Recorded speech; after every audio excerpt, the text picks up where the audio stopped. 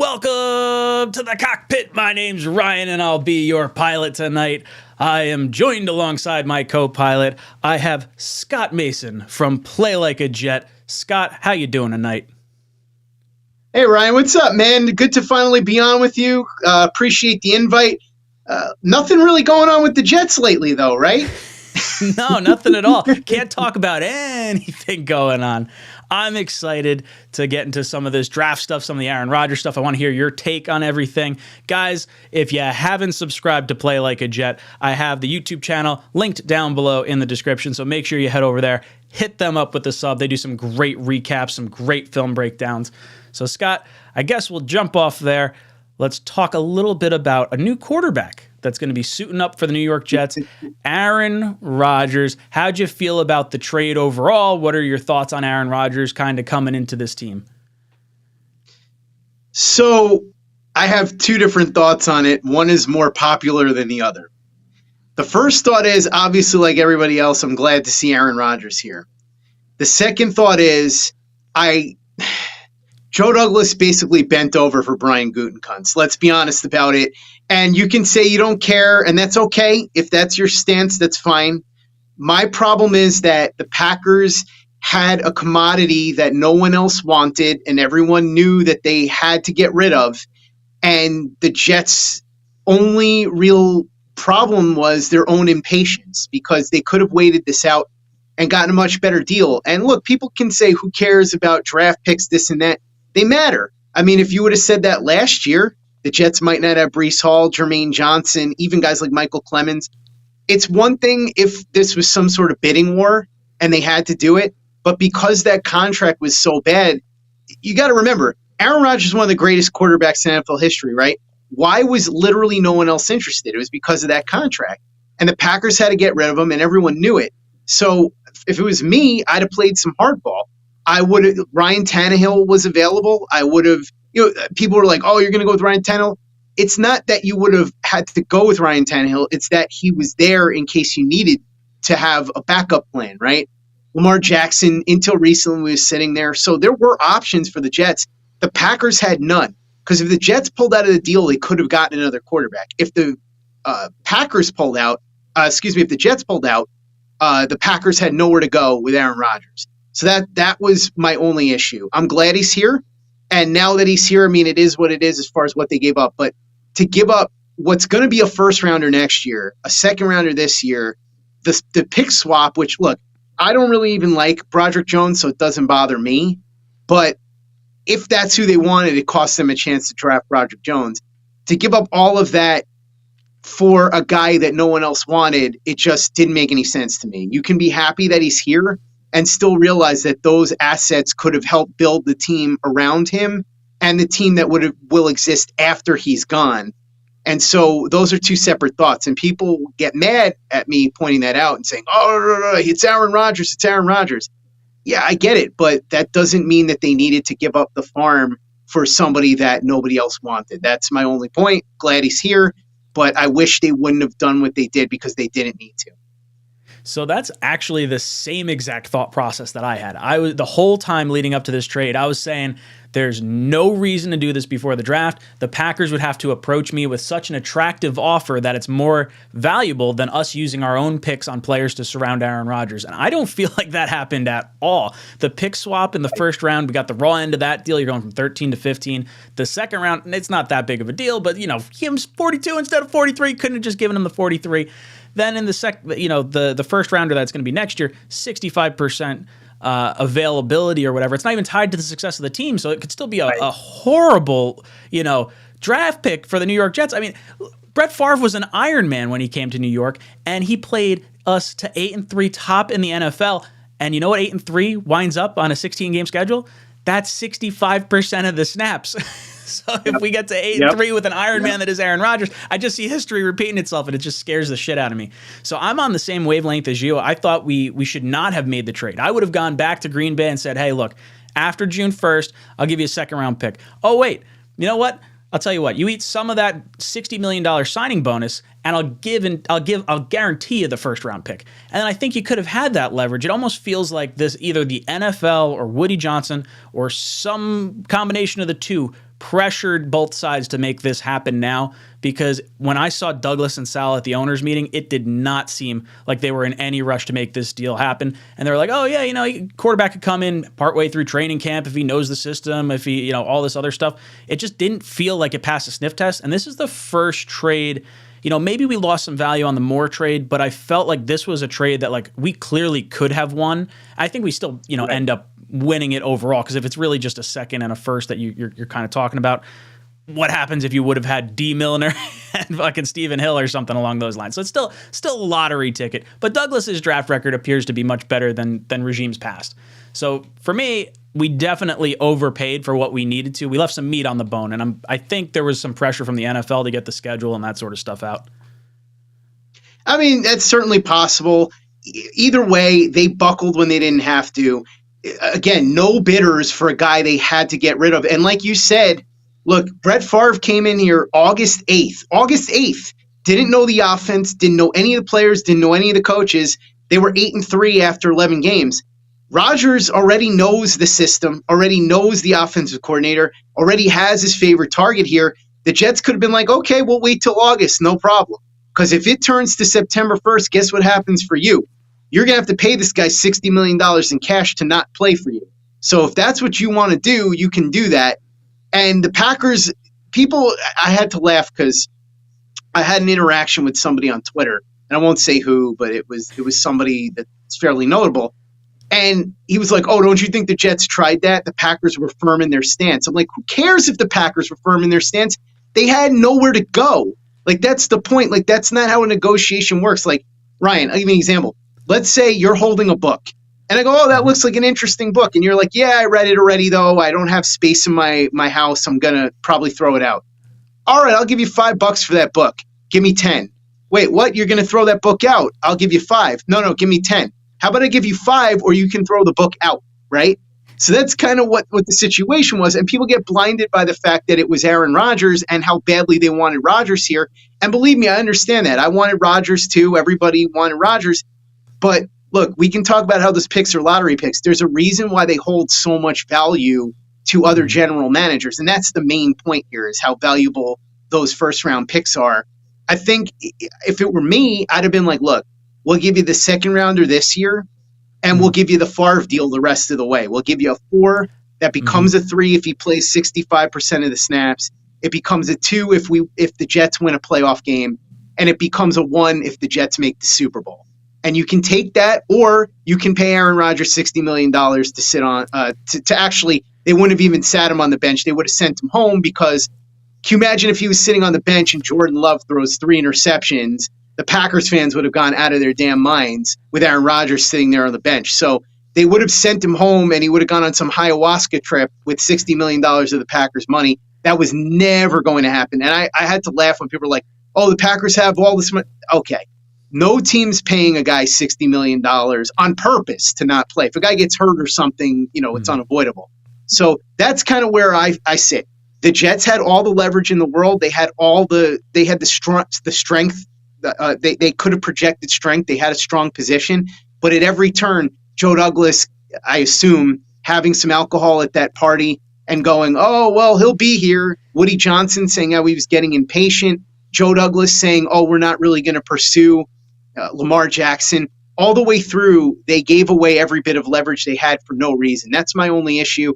And I don't want people to think that means I'm not happy that Rodgers is here or that I didn't want Rodgers. It just means that I thought they played this very poorly. And like you said, I think the most egregious thing of all was the conditions on that next year's second. How do you possibly give that away without it being tied to team success, especially when you didn't need to do it? So, look, it's behind us. It is what it is. I thought, it was a bad deal in terms of value. That doesn't mean, like, you can get something you want but still overpay for it. Like, there could be a car you want and you're happy with the car, but you still paid way, way, way more for no reason, and you could have used that money on other things. And in this case, you could have had a first-round draft pick next year because, look, everybody knows next year's draft is loaded, and now as long as Rodgers doesn't get hurt through 11 games, the Jets are going to have no ammo to be able to do something in that draft. And If it was some sort of bidding war like last year, remember everybody thought the Mhm. Packers were going to get a king's ransom last year. If it was like that, that's one thing. But when there's no other bidders, just why are you giving away valuable assets like that for no reason whatsoever? Yeah, I fall right in line with that because I'm totally happy Rodgers is here. I'm tickled pink. I could care less about the picks at this point in time, but definitely like, I mean, we definitely left meat on the bone. There's no other way to look at it other than like we totally folded to the Packers' demands when we didn't need to, and it was the first time I think we saw some bit of weakness from Joe Douglas. Now, what do you think as far as like Aaron Rodgers coming into this team? He knows the offensive system. He knows, at least Lazard right now. He's probably going to wind up knowing Cobb at some point. What are you envisioning for Aaron Rodgers here? How quick of a transition do you think it's going to wind up being? I mean, it should be pretty easy for him. He's got Lazard. He knows the offense. I would imagine that he's probably had conversations with a lot of the players on the offense. I think it's going to be a pretty easy transition for him, which again is another reason why I think the Jets could have very easily just let this drag out and make the Packers sweat. There would have been no problem. I think that the main question you have to ask with Rodgers isn't how quickly will he acclimate. I think it's more, was last year a bit of an aberration or was it the beginning of a downward trend? Now, we can say that it was a down year for Rodgers, and it was. The question is, was it beginning of a downward spiral? Now, the year he had last year was still better than any season any Jet quarterback has had, probably since Brett Favre in 2008 before he hurt the shoulder, right? But, and I know that he had that thumb injury and he had new players and all that, but it's still an open question. He is 40 years old, and Father Time does eventually get everybody. Tom Brady played till he was 45, but look, let's be honest, Tom Brady's an alien. He doesn't really count. The rest of these guys, look, people will talk about Peyton Manning. By the time Peyton Manning retired, he was younger than the age Rodgers will be when this season wraps up, and he was washed. Like, he was still good at age 38. By age 39, he was finished. Drew Brees, he had an okay year at age 40, but he was mostly just dumping the ball off. But by the time he was Rodgers' age, he was pretty much finished too. Favre is really the only other one besides Brady who played well into his early 40s. So, look, I think the odds are that Rodgers will still be good. Is he going to be elite? I don't know. Do they need him to be elite? Not necessarily.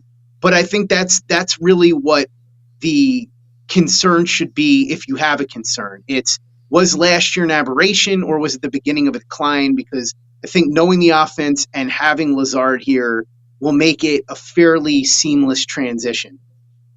Yeah, when I worry about like Rodgers, I think most of my concern was how committed is he going to be? Like, I saw enough and I heard enough from Packers fans that they were really enthusiastic about Rodgers, going into the future. And okay, well, is he going to be committed? Is he just coming over for the $60 million? Is he actually going to do these off-season workouts and whatnot? And to finally see like, oh, he's going to be at these voluntary workouts. Oh, it looks like he's buying in. The big smile when he comes to the press conference, like new number, fresh haircut. Like, this feels like a chapter for Rodgers, and it feels like he's kind of, when you're trapped in those bad work situations and you're like, okay, I get this life preserver. I'm finally in a new situation. I can finally shine. I feel like that's where Rodgers was. Like, he sees all the adoration that he's getting from the Jet fans, both at the Knicks game, the Rangers game, like all these different things. Like, he's totally lapping up all the media. And I'm sure the Jets have probably said, hey, go around to all these different spots, getting you in the spotlight now. It's going to sell some tickets, going to endear you to the fans. But I mean, it looks like he's bought in, at least on face value. And I think the players are going to see a much higher level of play, and I think it's going to just raise everyone's, across the board. The defense is going to play better because they're going to be fresher. They're going to have, not as many 3-and-outs on the offensive side of the ball. The offensive line should play better because there's decisive quarterbacking behind that line. Hopefully the offensive line is just better, so the running backs will get the benefit of having a quarterback that can pass the ball down the field. It's everything all together. And you kind of said that you mentioned he doesn't have to be elite. We were saying last year with the defense we have, we could have had like slightly below average quarterback play, and we would have been a very dangerous team. I think the Jets, if they had ranked 19th in terms of scoring, it would have given them like 21 points a game, and the Jets would have had like an additional 5 wins. And that's not even like that outrageous to kind of think.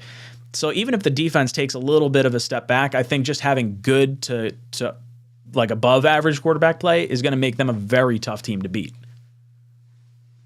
Yeah, for sure. I think we do have to be a little bit careful about last year because remember, they did win 5 of their 7 games against backup quarterbacks. And 2 of those games, they needed a borderline miracle to win. So there is a regression possibility. And I think the roster is good, but I do think that, I mean, if you look at it honestly, I mean, Rodgers is the big piece, but beyond that, you can make a legitimate case that this roster is at best a push with where it was last year. So that's why I'm hoping that with all this money that they freed up with the Rodgers deal and all of that, with the way that they made the deal, and he's only going to count like $1 million against the cap or whatever this year, that they go out and try to make another splash. I've talked about DeAndre Hopkins. I know people have said he's 30 and this and that. Listen, according to Albert Breer, and we'll see, they were originally asking for a 2. Nobody bit. And it looks like it's going to end up being like a Brandon Cooks deal if they trade him, like 2 late round picks. You know what? He missed 6 games last year because of the suspension, but he played 8. In those 8 games, he had 717 yards, 3 touchdowns, 64 catches. The guy was still an absolute beast, and he did a fair amount of that with backup quarterbacks too. So to me, if Lazard, Hardman, Corey Davis, Garrett Wilson, it's an okay receiving core. You swap out Corey Davis for Hopkins, and now you have Hopkins, Garrett Wilson, Lazard, and Hardman, and now you're cooking with gas. So something like that would be fun. I know people have talked about Kevin Byard if he becomes available, sure. I don't think Budda Baker's a realistic possibility because you'd have to give him a record contract and you'd have to give up really valuable assets. I don't see that happening. Byard, I think it really depends on the price to acquire, but look, if you get Hopkins for what Breer is talking about, which would be like, say, like I said, the Brandon Cooks deal, a 5th and a 6th, it's 2 years, $34 million. You cut Corey Davis and you cut Ashton Davis, that frees up $14 million right there. So that's kind of how I'm looking at it. I think the roster is good enough to be a playoff team for sure, although it's going to be a lot tougher this year. They've got a much tougher schedule. They've got a lot of tough quarterbacks on that slate, and the AFC is very tough. But as far as like if you want to go deep in the playoffs, I'm not saying they can't do it, but I am saying that the benefit of freeing up that money is that you can go and get somebody like Hopkins or Byard or whoever, like some big splash if that option becomes available. And I think they should really consider it. I wouldn't want to be giving up first round picks, second round picks, anything like that. But again, even Brandon Cooks, if they'd have gotten him, that would have been a nice acquisition. But so that's kind of where I'm at with it. I think he doesn't have to be a superstar for them to be a playoff team necessarily, but there is the danger of the regression with the defense playing against better quarterbacks. And there is, and also, of course, Breece Hall coming back from injury, where's he at and all that. But I think if you can find a way to make a big splash and really add another dynamic piece to this offense, or really, the defense too would be good, then I think there's a much greater chance of them being able to go deeper in the playoffs. Because remember, Ryan, look at the teams that are out there. You've got the Bills, who are the odds-on favorite to win the division. You've got the Dolphins, who are right in the thick of things. If you look at Vegas, the Dolphins and Jets are neck and neck, right? Even with Rodgers. The Ravens, with Lamar Jackson coming back, and now they've got Todd Monken, who's my favorite offensive coordinator, calling plays there. He's great. The Browns, yeah, he's phenomenal. The Browns have Watson, and you assume he's going to have a bounce back. They've been acquiring pieces, right? They look like they could be loaded for bear. You've got the Bengals always. The Jaguars are on the rise with Trevor Lawrence. The Chargers, the Chiefs. It's going to be very tough, especially if the Jets wind up a wild card and have to play 3 road games. So the more they can do to take advantage of a situation, like I said, somebody like Hopkins or whatever, go do it if you want to really try and make a deep playoff run. Yeah, I get the same feeling as far as like the safeties go. Like, I don't know if we've seen Joe Douglas really emphasize the safety position at all. Like Whitehead and signing him for like $11 million or whatever it was last year, or $8 million a year, like was the biggest financial commitment we made to one, aside from like the franchise tag with May. We shipped off Jamal Adams. Some of that had to do with just timing. But like, a big splash player, like the cap space that we have left, I think that's probably what frustrates me the most about the draft is the draft felt like we kind of set ourselves up for the future and not so much for like the immediacy right now to try and win a ring, which is kind of where I thought we were going to be going. But with Rodgers, getting Hopkins would be really impressive. I guess my concern maybe with getting Hopkins is more so the financial side of things, and if it could be better spent elsewhere. Like, does it make more sense to shore up the offensive line? I mean, maybe it doesn't. We kind of have some starters. I feel like we have a razor thin kind of margin of error there, where we're kind of relying on Becton, we're relying on Brown right now. We did bring in Billy Turner, and we drafted the kid from Pitt, and you have Max Mitchell and whatnot, but it's still like pretty slim. And then I look at where we're going as a team as far as like running the ball. Like, we want to run it with Breece Hall, Michael Carter, Bam Knight. Izzy, the new back we just got. So is it necessarily a need to get another wide receiver? Like could Corey Davis being our number probably 4 wide receiver be good enough? But maybe that's a bad way to look at it because I'm saying good enough and not like, let's try to blow the doors off and really like score some points here. Right. And Ryan, kind of to your earlier point, with the draft, and look, I have no problem with the way that they handled the draft. I think for the most part, they did fine considering the spots they were in and the players that were available and all of that. Every draft can't be last year where they had all those high picks and they went and got all these great players. But I think with the guys that they got all being guys that can help a little bit right away, but are really more with an eye towards next year and the year after that and all of that, it does create a situation where, if you can get another impact player, and that's really how you have to look at it, right? Because let's be honest, Corey Davis is okay. There's nothing wrong with Corey Davis, but I just told you the stats that Hopkins had in 8 games, and that's almost as good as the best season that Corey Davis has ever had in his career. So it shows you the gap between those two guys. And the difference in salary is not that drastic because now, listen, next year will be $14 million, but for a wide receiver of his caliber, considering where the market has gone, it's not that big of a deal. Now, he does come with some injury concerns without question, but if the idea is you want to take advantage of the Rodgers window, they didn't really do that with the draft picks. And again, I'm not criticizing them for that necessarily, but if they didn't do it with the draft picks, if they have an opportunity and the means with which to add somebody like Hopkins, like you said, there's a difference between good enough and, we going for the jugular here, right? So again, if you look at Garrett Wilson, Corey Davis, Alan Lazard, Mecole Hardman, all right. I mean, Hardman's basically your Berrios replacement, right? He'll do the jet sweeps. He'll give you some speed. He'll do the kick and punt returns, right? Corey Davis and Alan Lazard they're pretty similar. Their production level and what they give you are kind of similar. They're both solid, but not remarkable receivers. Neither one of them is a guy that's going to be game planned for by an opposing defensive coordinator. That guy is Garrett Wilson, right? Garrett Wilson's your number 1.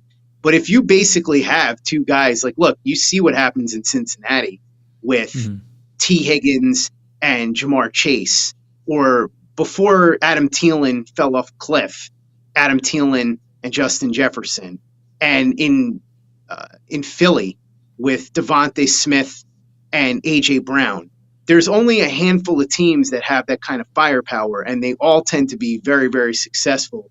And to your point about the offensive line, look, if there was a difference maker available on the offensive line to spend money on, like they did try to get Orlando Brown. That's a different story. But if there's nobody out there right now on the offensive line that they can get that's a difference maker, and I don't think there is, unless there's somebody I'm missing, but Hopkins is available, and that's the assumption right now, then, add the guy that can help make that difference and bring the offense to another level, especially if it's not going to cost you a ton. That's just, my vantage point on it. Now, as far as the draft goes, let's kind of go through draft day and the whole weekend and whatnot. We get up to, pick 15. The Steelers had just traded in front of us, took the tackle. You're sitting there on the clock. Where did you think the Jets were going to go, and how did you feel about the pick they made?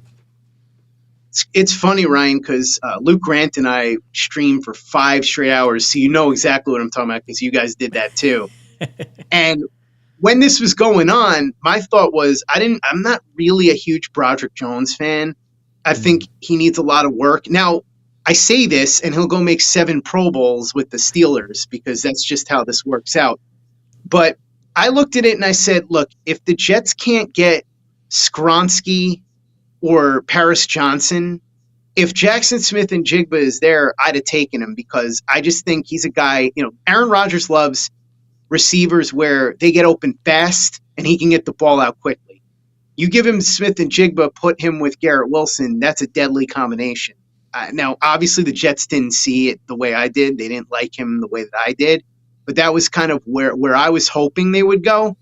In the end, people were, when it happened, it just threw us all for a loop, I think, because we were never thinking Will McDonald. But when you go back and you think about it and you watch his tape, it really does start to make a lot more sense because, number one, you can never have enough quality players that can hit the quarterback. Like, you're never going to say, we have too many edge rushers. I get that it's not their most pressing need. But look, again, you can never have too many guys that can bring that skill set. And Lawson is on essentially what is a 1-year, $16-17 million deal. He's probably going to be gone next year. You don't know what's going to happen with Bryce Huff after this year either. So you bring him in and you watch his tape, and man, he's dynamic. Like, the way he uses his hands, the way he stacks moves, his explosiveness, his bend is elite, right? I had James Reed, who is a former Jet defensive tackle who went to Iowa State, call me. I had texted him. I'm like, hey, look, they got all these Cyclones. He called me, and he goes, dude, you have no idea. This kid is great. They had him playing, on the inside at 236 pounds, which is crazy. He goes, but when he's on the outside, he looked like Von Miller. He's like, I'm telling you, man, he's going to change everything for the Jets pass rush. He's going to be a huge difference maker. So, like, to me, if a guy like that's on the board, and even if people will say, it's a little bit of a reach, they might have been able to get him in the 20s. Okay, well, you know how that goes. If teams are calling up and they're not really making you offers that you like, and there's this player you want, and you're like, okay, maybe we could get him if we trade down a little, but maybe we won't. Maybe there's another team that'll take him ahead of us, and then we missed out on him, and we took this deal for, we got too cute, right? Mike Maccagnan used to do stuff like that all the time. Not in the first round necessarily, but in later rounds, he would do it all the time. So at that point, if you have this guy highly rated on your board, and, we heard they like Jahmyr Gibbs, which is crazy, but apparently they really like Jahmyr Gibbs. So he was gone too. So at that point, go with the guy you really like, and that's it. I mean, if you look, James compared him to Von Miller. I think that might be a little crazy, but Luke Grant was saying when he watched him, the first name that came to his mind was Leonard Floyd, so that he would be a more dynamic Leonard Floyd. Hassan Reddick's another one. When I watched him and I looked at his measurables, the guy I thought of was Robert Quinn. If he could be any of those guys, great, good pick. So I was totally cool with it. At first I was disappointed, mostly because I wanted Smith and Jigba, but the more I thought about it and the more I really, looked at what Saleh was trying to do and who was available and how dynamic Will McDonald really is, because he had 2 double-digit sack seasons the year before they played him a lot inside. And so, look, I think he has a chance to be I like Jermaine Johnson a lot. I don't know that his ceiling is anywhere near what McDonald's is as a pure pass rusher. So that's a good yin and yang kind of thing, too. So I didn't love it at first, but I think overall it was a pretty solid pick, and I like McDonald. I think he'll be good.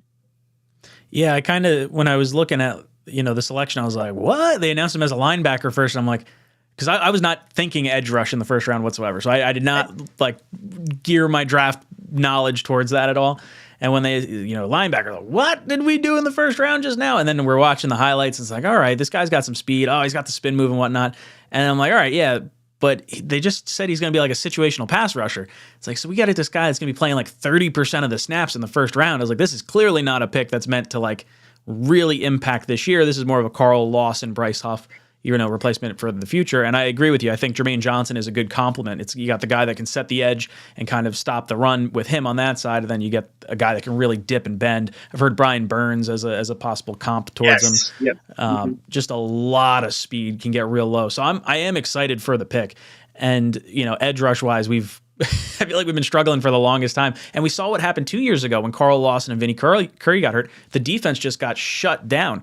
Like, this defense is built on getting after the passer. But that's where we invest our draft picks. It's where we invest our big dollars. And then you go on the backside and you say, okay, well, the cornerbacks, they're there to take advantage of those errant passes that are created by the pass rushers. So if you start getting into bad offensive situations and we start punting the ball and we allow the other team to have a lead and they're running on us, it completely neutralizes everything that you've tried to do is like for your defense. So you're trying to get, score a little bit of points, create some pass rush situations, and now allow your high value assets to get after the quarterback. So I see what they're doing. I definitely was like a little sour on it because I was with you. I probably would have gone Jackson Smith-Njigba, which is really like a little surprising for me because at the start of this whole draft process, I was like, we don't need a wide receiver. And like, he's not that fast. I'm like going through, and basically I've given up. Oh, dude, I've given up on trying to diagnose Ohio State wide receivers because I was like, I don't really want to touch Garrett Wilson. I don't really want to touch Olave. I was like, Jackson Smith-Njigba, I don't really want to. I was like, I'm wrong. I'm clearly wrong. It's okay. I can admit I'm wrong with Ohio State. I'm all about Jackson Smith-Njigba. If they go that route, they go a different route. Mm-hmm. We go into the second round. And we're all thinking, okay, you got to get some type of offensive lineman. We're thinking center probably provides the best value at that point. There's a few tackles. At that point, I was kind of thinking like, DeJuan Jones is still sitting there. Meanwhile, he winds up plummeting down draft boards. Right. So I'm looking at the center position and I'm seeing like, okay, we had pretty much the pick of the litter outside of, I think, one guy. And we had Joe Tippmann. You had John Michael Schmitz. Jets met with John Michael Schmitz a bunch of times. We wind up passing on him. We take Joe Tippmann, and then the Giants wind up getting John Michael Schmitz, similar to like the Andrew Thomas, Mekhi Becton sort of year where you're having two guys at the same position in the same city and you're just gonna, nitpick kind of back and forth. What'd you think of the Joe Tippmann pick and maybe passing on John Michael Schmitz? Well, it's interesting because Brandon Thorne, who I think is one of the best out there when it comes to offensive line, he said he thought they were both pretty close. He had John Michael Schmitz rated slightly ahead. But Joe Tippmann was a much better athlete, so he had that athletic upside. And I think that's probably what made the difference here, because in that wide zone, you want a guy that can really move. You want a guy that has that superior athletic ability. And every guy that they drafted had a very high relative athletic score. Tippmann, I don't think, actually, they couldn't find his relative athletic score, but you know how athletic he is. Mm-hmm. And so at 6'6", 315, to get a center that can move that way, and he's pretty polished, and he has that guard potential to play some guard too. I thought it was a good pick. I was expecting John Michael Schmitz, but then again, the fact that they had him in so many times almost made me wonder if it was a bit of a diversion and maybe they were going to go in another direction. With DeJuan Jones, I wasn't surprised.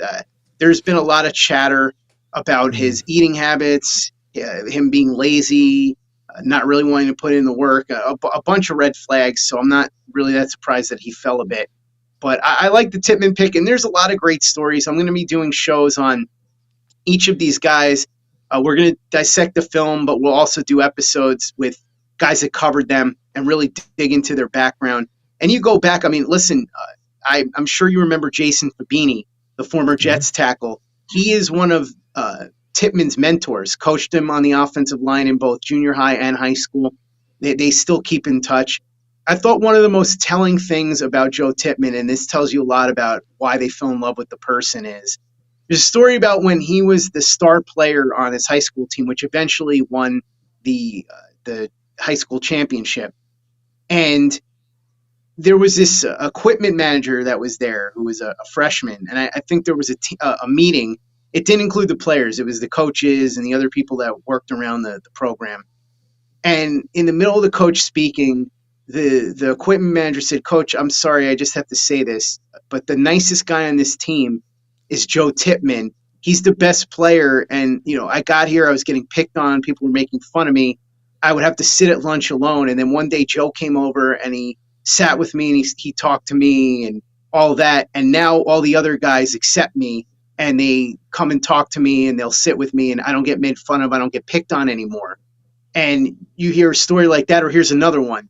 When they were in the middle of an important game and it was rainy and it was gross and they were down at halftime, the coach was going to give his big inspirational speech and Tippmann walked over to the coach and he said, "Hey, coach, is it okay if I address the team?"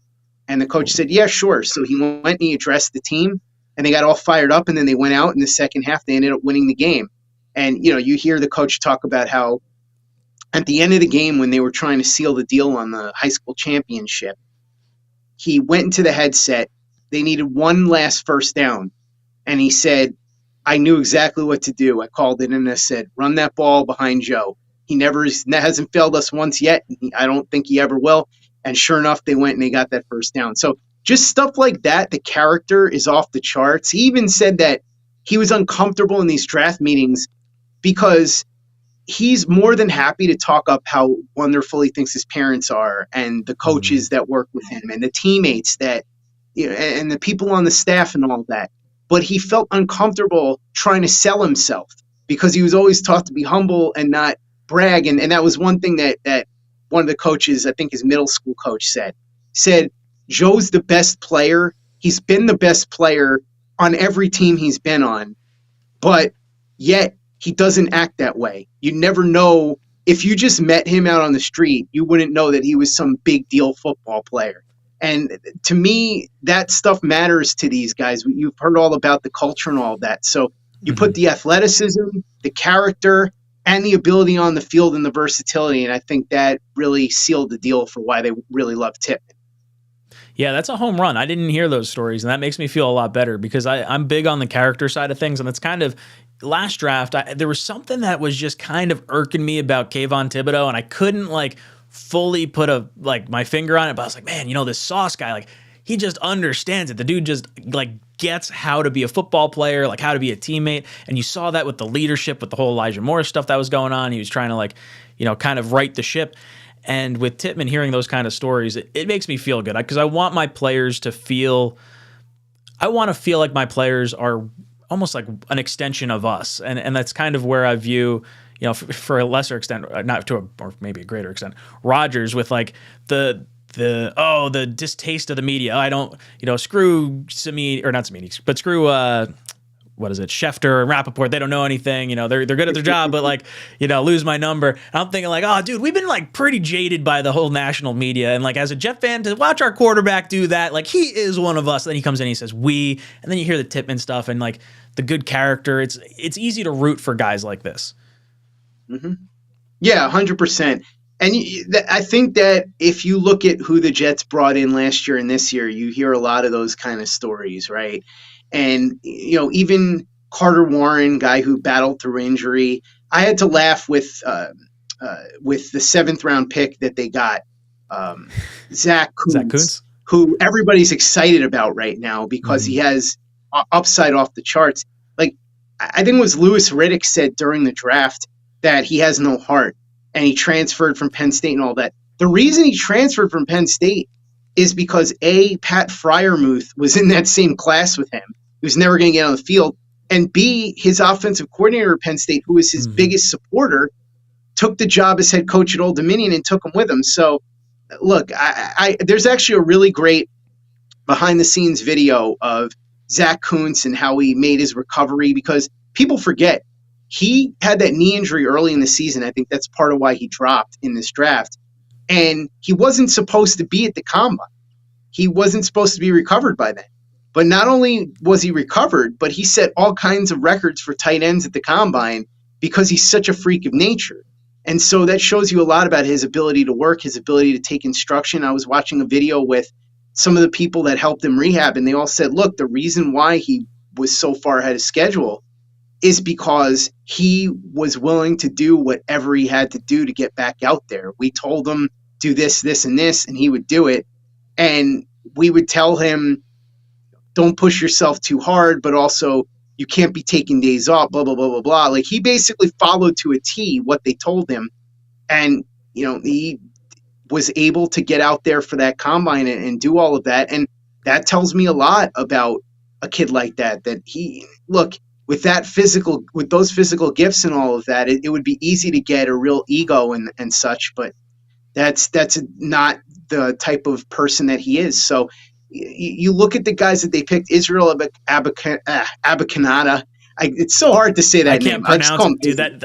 Oh, you got that's all I can do. There's way too many vowels and too many letters. Yeah.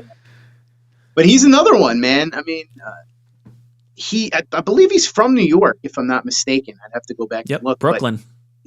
Yeah, exactly. So I think he had his draft party in Brooklyn and all of that, and he's going to be really excited to be here. He's interesting.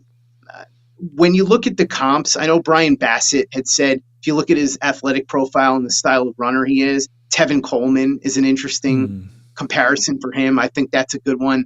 Isaiah Pacheco, who we know did really well with the Chiefs last year, that's another one. So to have him as a running back too, and as I said with Glenn Naughton from Jet Nation on the podcast the other day, running back is one of those rare positions where you can get a really good player who can be very meaningful for you fairly reliably on day 3.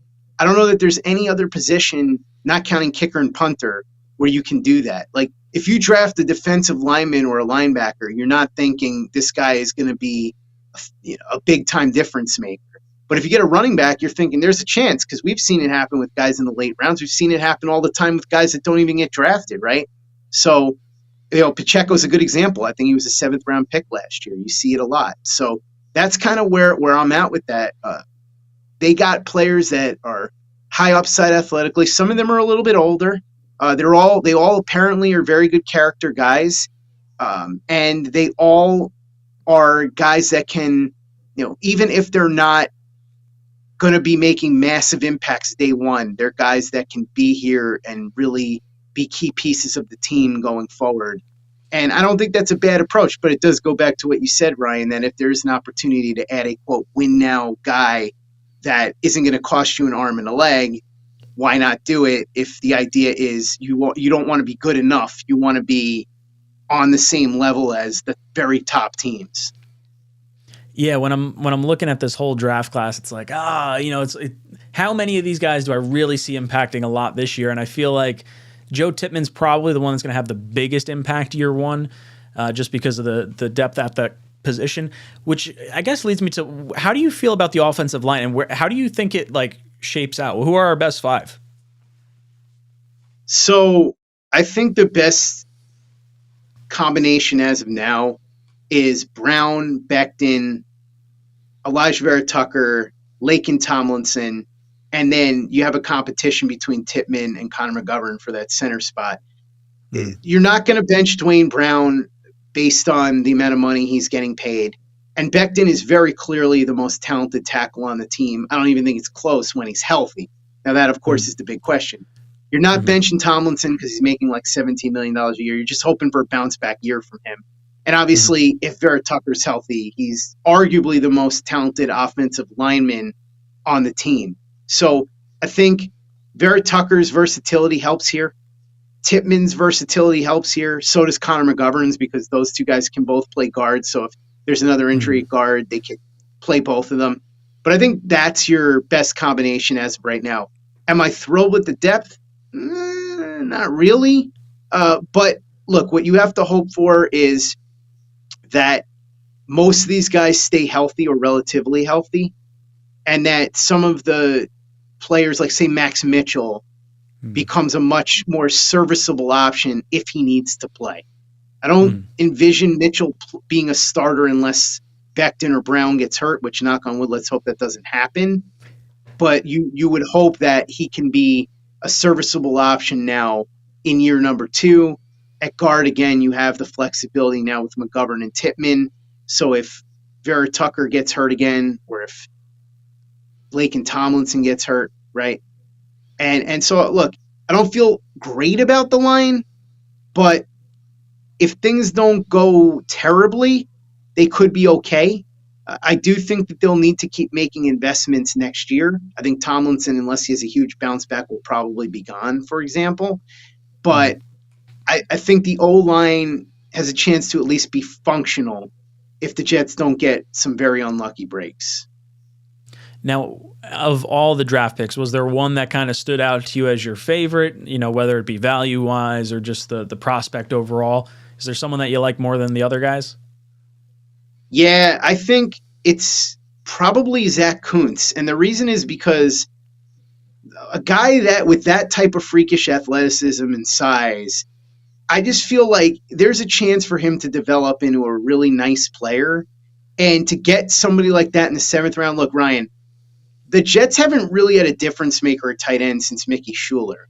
Now, I don't think that Kuntz is going to be a traditional tight end. I think you're looking at more of like a Mike Gesicki type of tight end, like a big slot. But just that's a okay. Big mismatch of a guy. Exactly, and that's okay. You need guys like that. And so, look, there's areas where he's not great. The run after the catch, not the best. I've heard people say his route running is bad. When you watch his tape, the route running's not that bad. It's actually a pleasant surprise when you look at it. But there's no – he's not really going to ever be a blocker.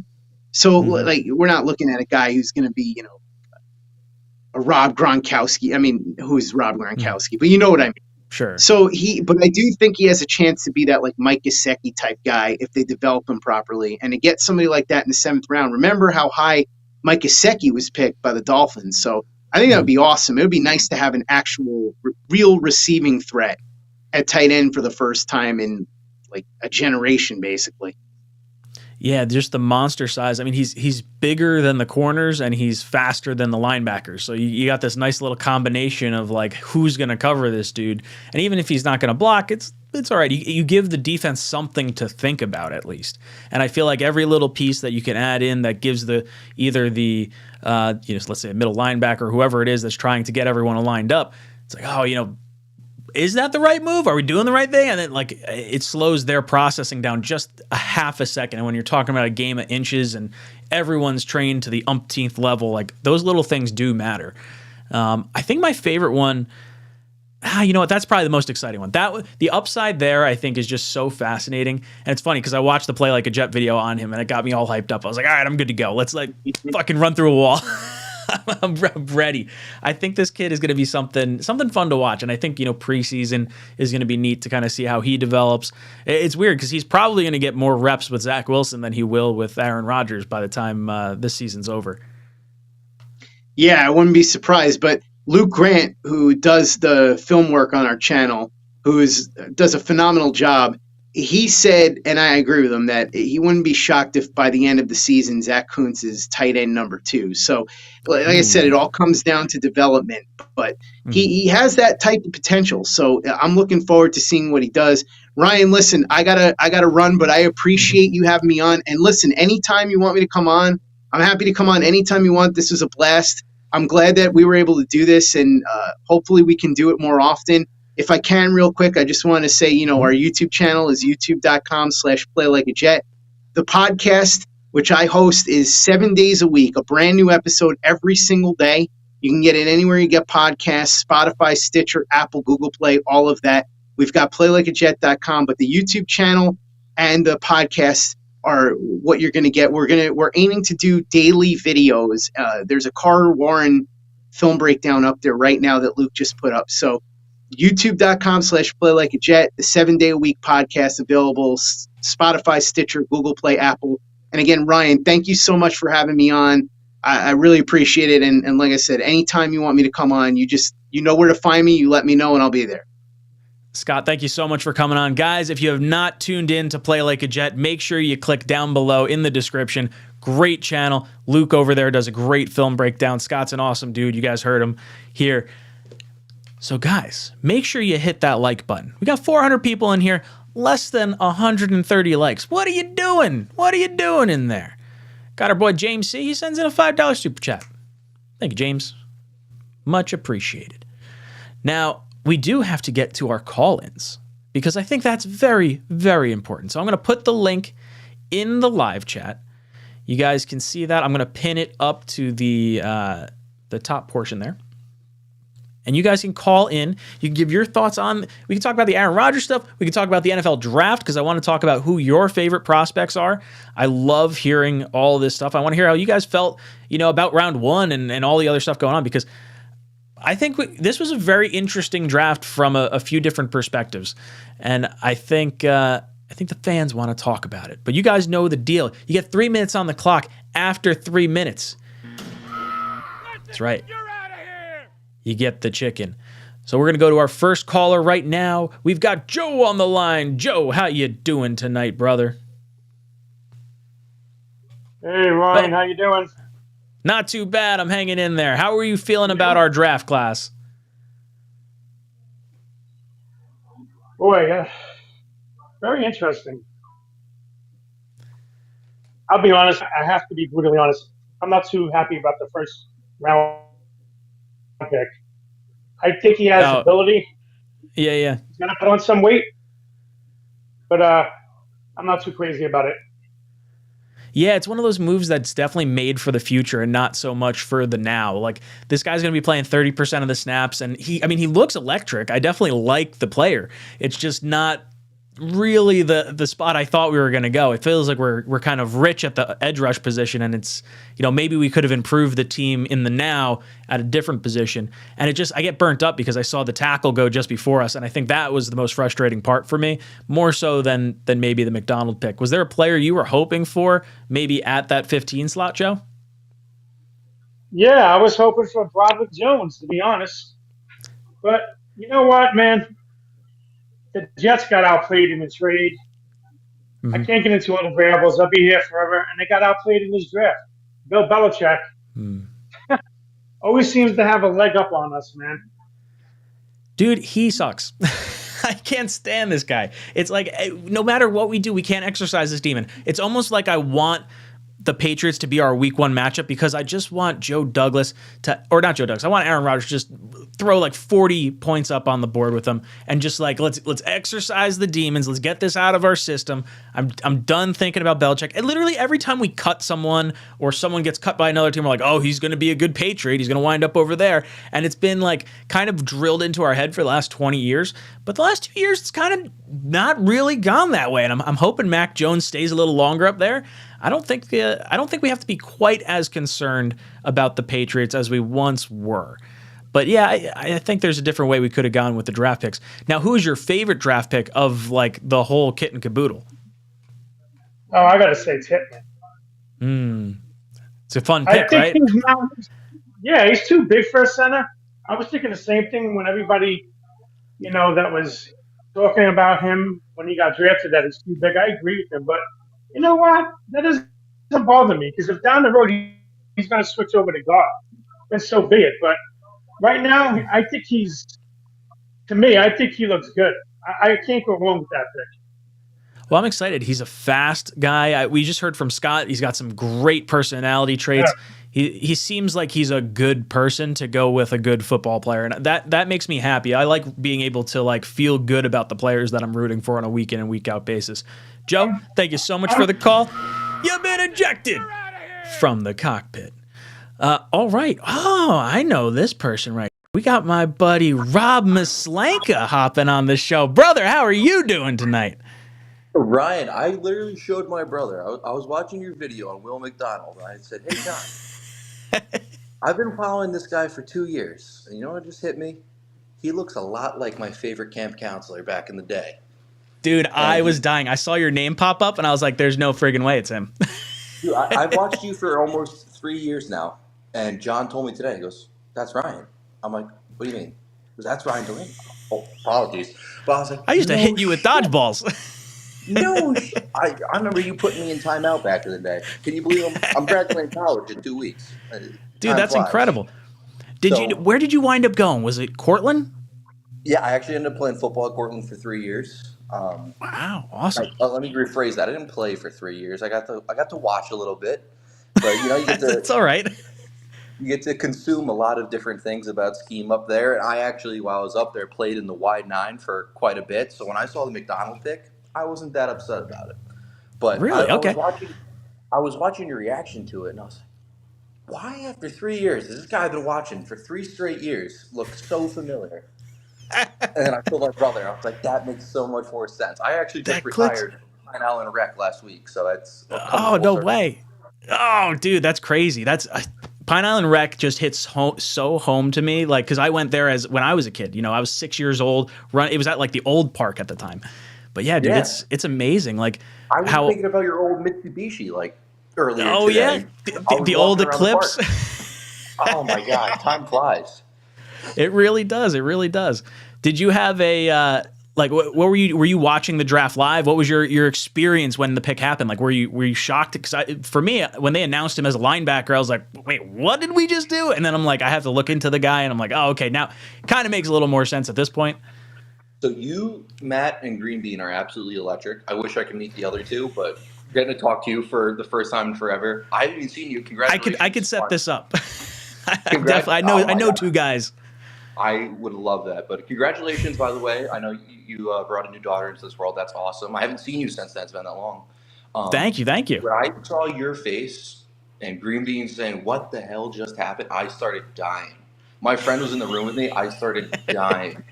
I was probably about 10 or so deep, but I couldn't help myself. I was laughing my ass off. Dude, it was such a weird. It felt like such a like out of left field. Like if you had told me edge rusher in the first round, it's not where I would have thought we'd go. Oh, absolutely. You know, my thought was if we were thinking everyone and their mother was thinking we want to tackle, and Jacksonville clearly had a guy for tackle.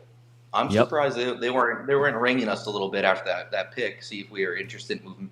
Because 27, Will McDonald, I don't think anyone in the fan base would say a word. I think everyone would be all right, yeah, that makes sense. I think 31 was right where I saw McDonald coming off most mocks.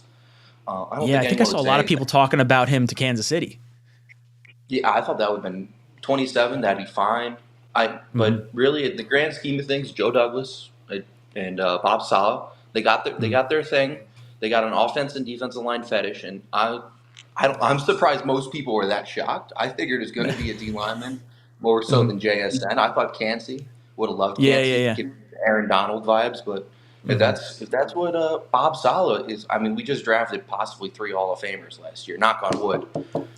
Fingers crossed. So I'm gonna give them the benefit of the doubt going forward, and then I think they knocked it out of the park round 2. I disagree with our last caller. I think our scheme is more get to your spot than it is as an engaged blocker. And I mean, Tippmann is as athletic as they come, and he can get to his spot a lot quicker than most guys with that length too. So I think he's a day one starter. Yeah, I'm excited. He's probably the one that I think will have the most impact year one for us. I feel like you're going to see maybe 30% of the snaps from McDonald, but you'll get like if we can get him as a starter, I think Tippmann's going to play the entire season. Robbie, tell your whole family I said hi. You have been ejected from the cockpit. Oh, God, that was exciting. That was really cool. I used to be Robbie's camp counselor, and it was so much fun. Definitely hit him with a few dodgeballs growing up. I've got Mario hopping in. That's not Mario. I know who that is. How you doing, brother? I'm good, Ryan. How are you, my friend? I'm hanging in there. How are your feelings towards the first round of the draft and the draft in general? I'm not gonna lie, I was pretty surprised. But then when I watched this kid's young man's highlights, I was like, okay, we got ourselves a freak athlete. My favorite pick in the draft is without question Joe Tippmann. I think Joe Tippmann's going to be a stud along with John Michael Schmitz, aka Babyface Brock Lesnar. I was into a Giants YouTuber. I forget the name. He was like, "Oh, he's Babyface Brock Lesnar." So that's how I got that from.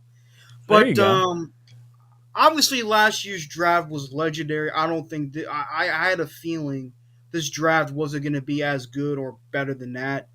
But if I was to give this grade, I give it a B+. Okay. My other favorite pick was the running back from Pitt. I remember watching his highlights. I'm like, my God, this guy's electric. And guess who showed up to one of his games? Tony Dorsett. Kind of nice, right? Yeah, another Hall of Fame running back for another, right? So Curtis Martin, Tony Dorsett, 2 of the all-time greats. Look, man, and I'm also happy we got Rodgers. I'm happy he's enjoying the New York Live because that was the one thing that me and my father were concerned. We love Rodgers as a player. Was how can he handle the New York media? And so far, he's handling it perfectly, which is incredible. I mean, he's got the fans eating out of the palm of his hand. Captain Obvious here. Of course, this draft wasn't going to be better than the last year's. It's impossible. It's impossible to have it. You get 2 top 10 draft picks. You have the trade up. Like last year was an all-time draft, which I think is what made this whole draft feel a lot more anticlimactic. It was just like, wow, this is like just an okay draft. Like if everyone winds up being a solid player, or even we get like 2 guys that can contribute this year, that's better than most of our like older drafts. Last year was just so, different compared to everything else. Yeah, and plus he wanted to be here, so I'm happy. Plus, I think he was tired of the bullshit in Green Bay. Yeah, I think he definitely he feels wanted here. I think that's important. When you feel like you're needed or you feel like you bring something to the table to this team that, hey, let's be honest, he was over in Green Bay and everyone knew that he was the reason they got as far as they did most years. And it just felt like oh, we're not going to give you the help. We're not going to, you're kind of here, but we're kind of ready to push you out. We got your replacement in the back burner right now. So I think kind of coming to a team that's all in on him, the same way like Bucks were all in on Brady, I think he really likes it. Same here, man.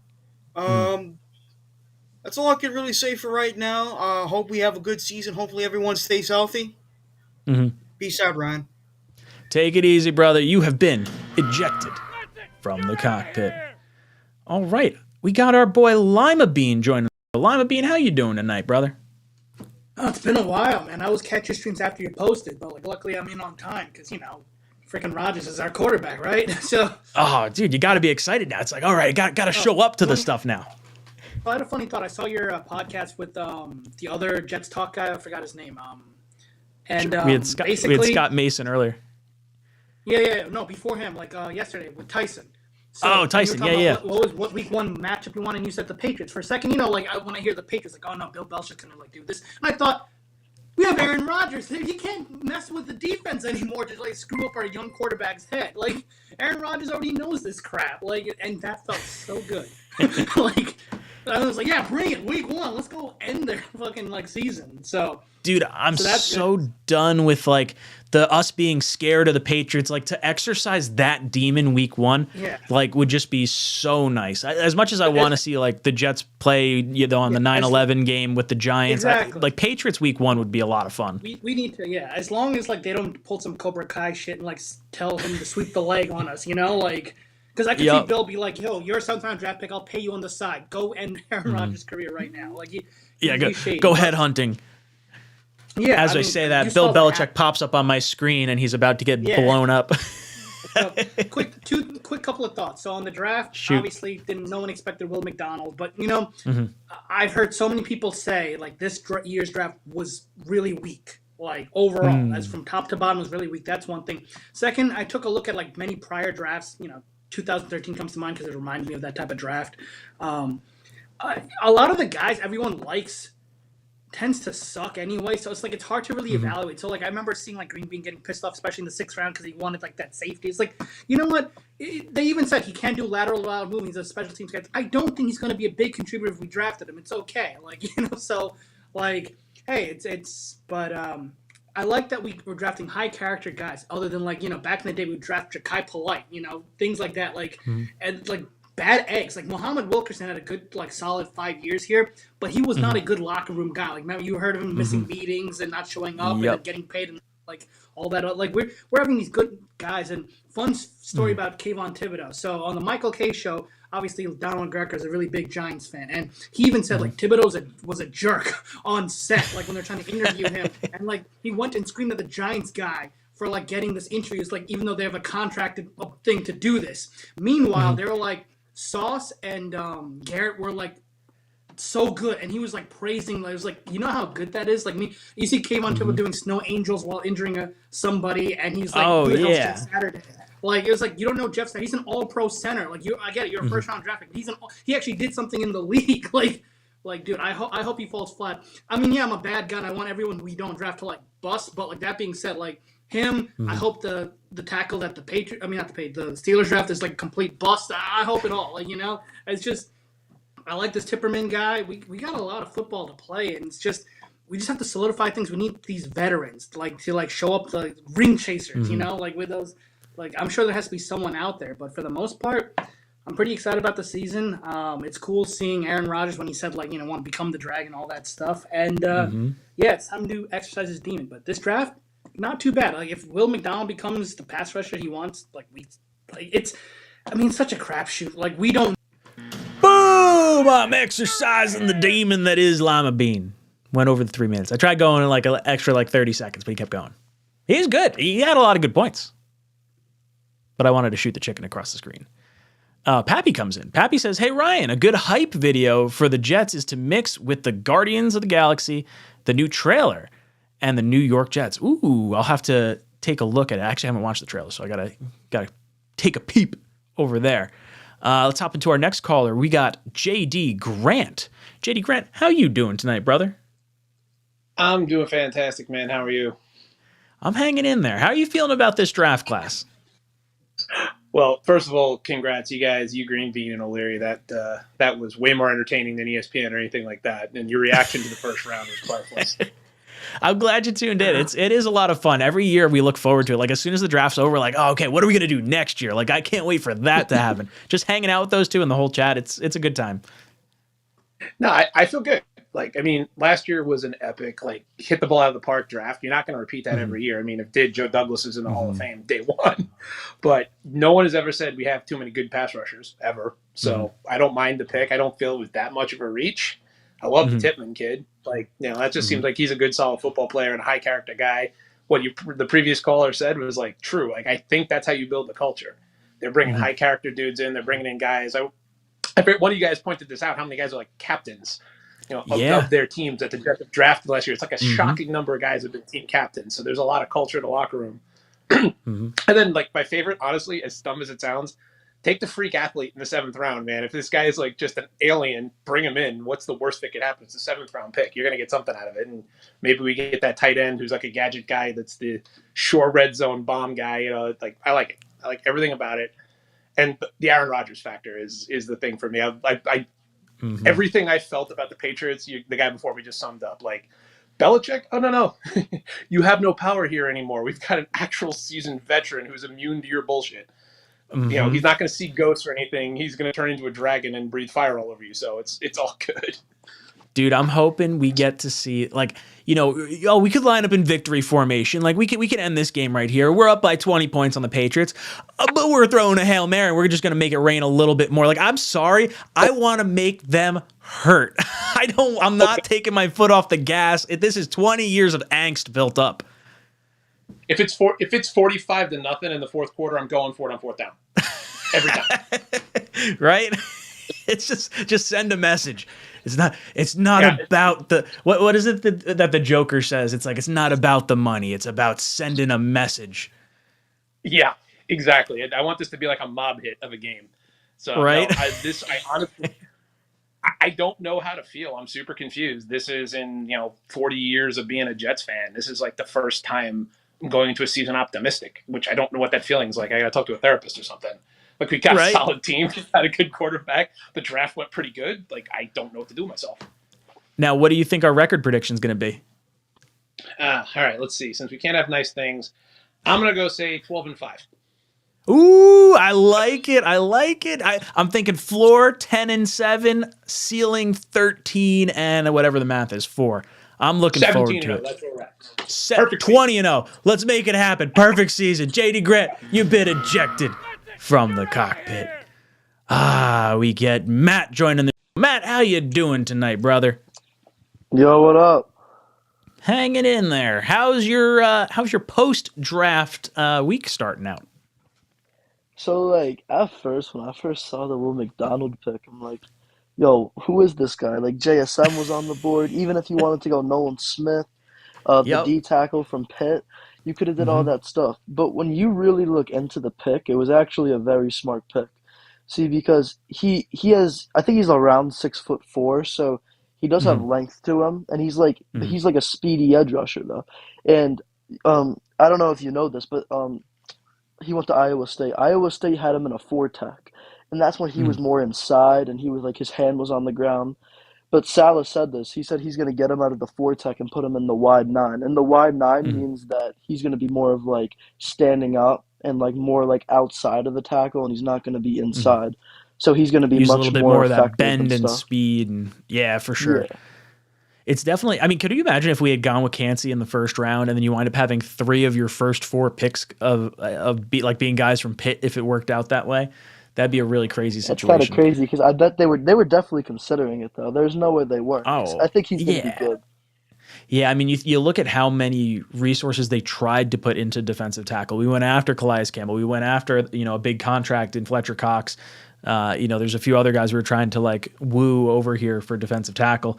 The edge rush, it caught me off guard because they announced him as a linebacker, and I'm thinking like, all right, I definitely was not doing any research into linebacker in the first round. That's not where I thought my head was going to be at all.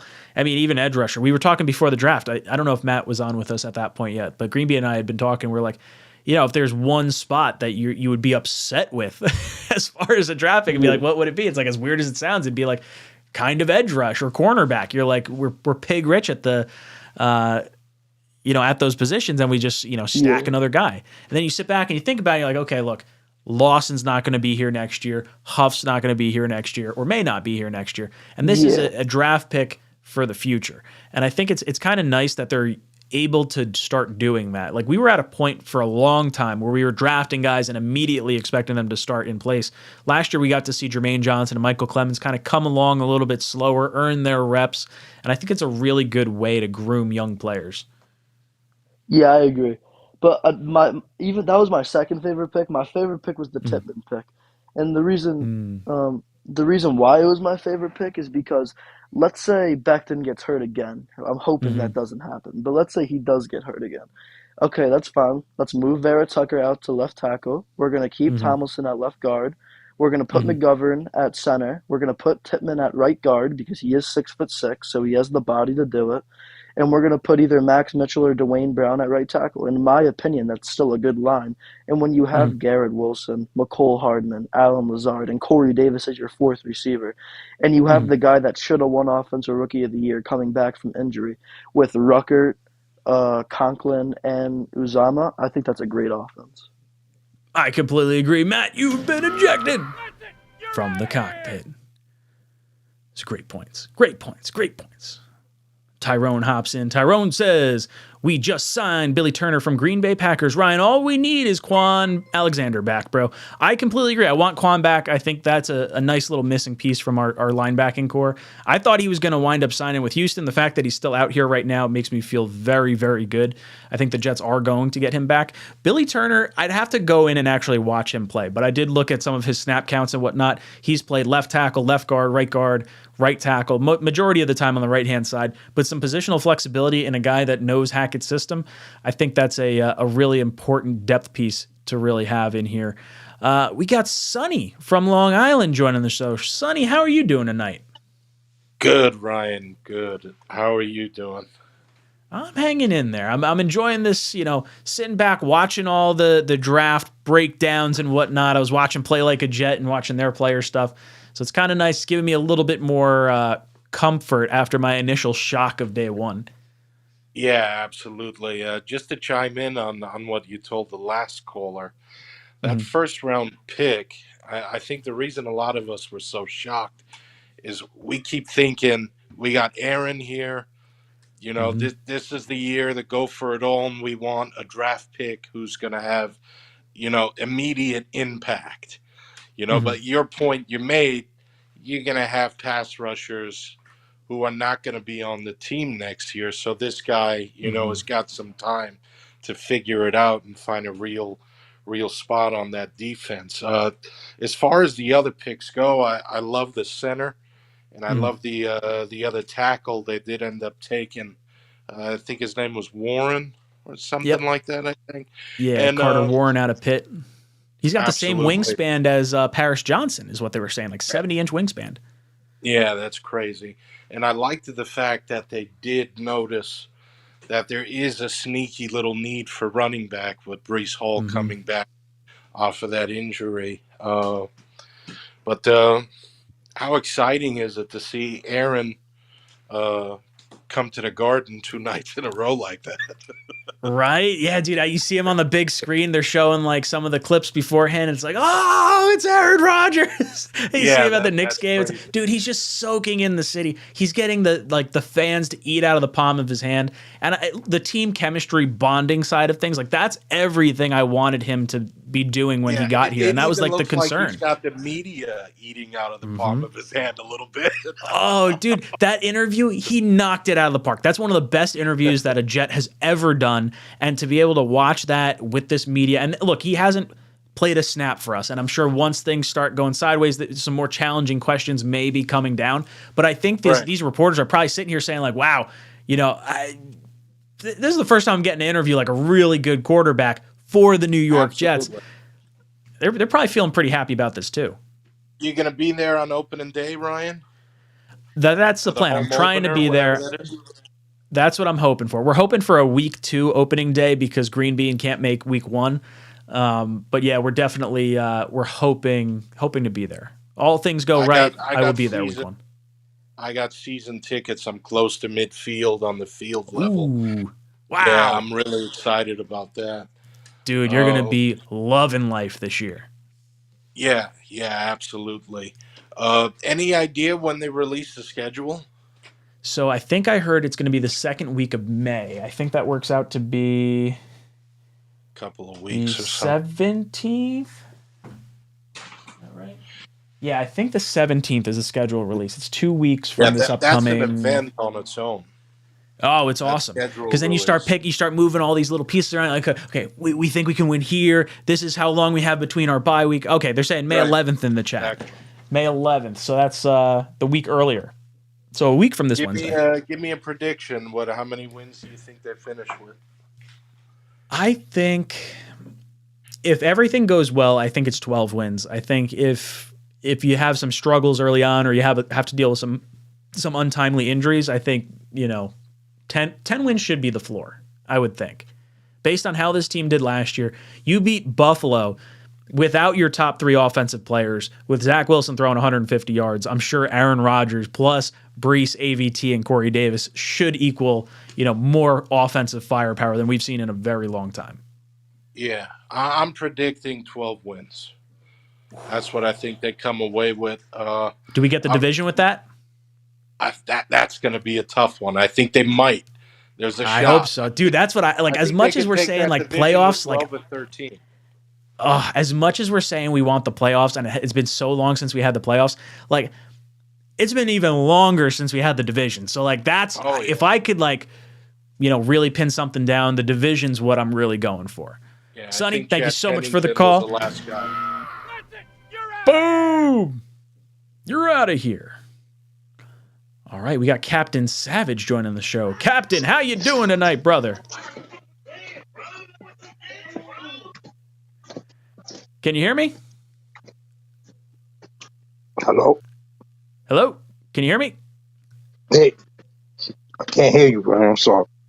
Oh, no. Boom, ejected. Sorry about that. We've got Jay Cons joining the show. Am I good? How you doing? You're good. What's up, brother? Hello? Can you hear me? Hello? I got you. Check your audio. Can you hear me? Testing.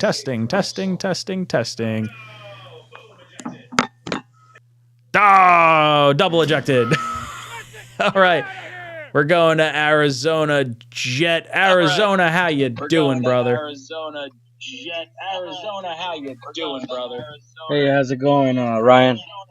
Hey, dude, if you can mute the stream, I'm getting a little bit of feedback in the ear. Can you hear me? Oh, shoot. How do I do that? If you're watching on a laptop or a tablet or something, just mute. Yeah, I can hear you. Can you hear me? Oh, shoot. I can't hear you. There should be like a phone call portion of it that you should be like listening to, not the audio from the stream. So I can hear you. Like it's weird because I can hear you. Boom! We're ejecting everyone right now. Sorry, I don't know. I might have to reboot my my sound thing. I'll try one more. Let me see. I see Mutt Files in here. Let's see if we can get Mutt Files working. Mutt Files, can you let's see. Can you hear me loud and clear? Hello. Oh, it's working perfectly. Okay, we got some ID10T errors back over there. How you doing, Mutt Files?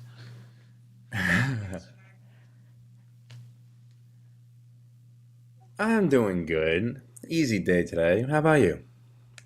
I'm hanging in there. We had a golf outing earlier today. Finally had it done. I get to kind of decompress, and I get to watch a little bit of watch some Rangers hockey. I'm a little irritated that the Devils just scored right now, but enjoying life, football. That's all he did. I just saw it downstairs. I was just downstairs before though, and it was 0-0.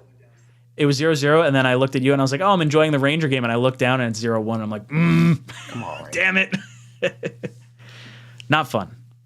So how'd you feel about the draft, dude? Now I know I'm bad luck for the Rangers, but way to go. I was surprised. I was surprised at the pick. Mm-hmm. McDonald, I was not expecting that at all, but I love the center pick. I will take that. Izzy, like some people talk about us trading out to get Izzy or some other running back from that Detroit got. Oh my! I was hoping we didn't do that. Dude, that would have been crazy if we wound up getting either Gibbs or Bijan Robinson in the first round. Like I probably would have lost my mind. I'd be like, "You've got to be kidding!" Like linebacker, I was at least like kind of thinking like, "All right, well, you need some linebackers." Like I don't know how old Mosley's not going to be here very long. We don't have Quan, so maybe it's one of those types of guys. And then they're like, "Oh yeah, it's an edge rusher." I was like, "We got it done. We got a ton of those," and now I'm all confused. I don't know what's going on, but it definitely feels like it's a pick made for the future.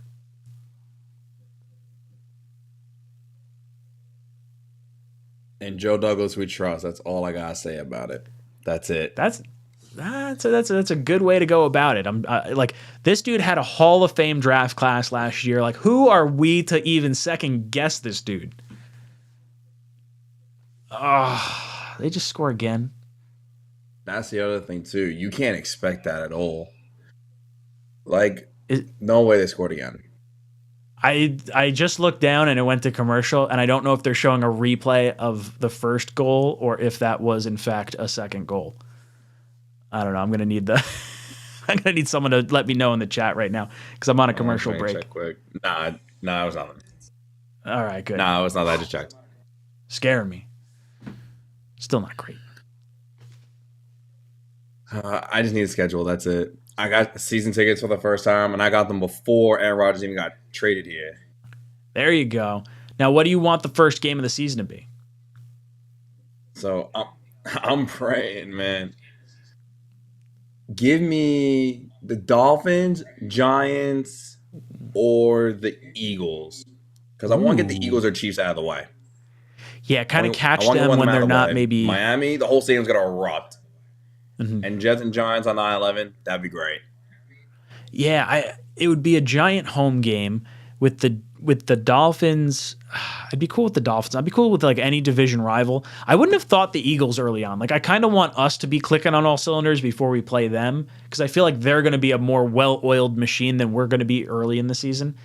Although it would be kind of nice to kind of get the hard games out of the way now while we have like peak. They can be though. Yeah. Going to be interesting. Mutt Viles, thank you so much for the call. You've been ejected from the cockpit. We got Max joining the show. Let's see how Max is doing. Max, how you doing over there? Max, can you hear me? How's it going? You can hear me right now? I got you loud and clear, brother. You can hear me, Joe? Yep. Ryan. You can hear me? Oh, yeah. Loud and clear.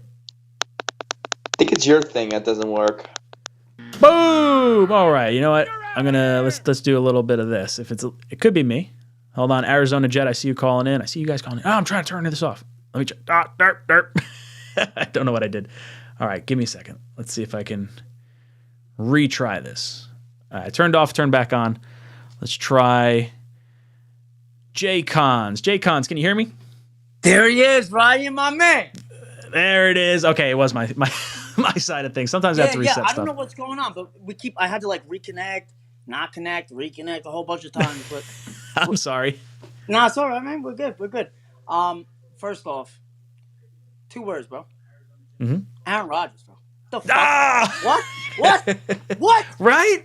We got a fucking quarterback. Let me tell you something, Ryan. Bro, when the press conference happened, right? Mm-hmm. I came home from work. I watched it.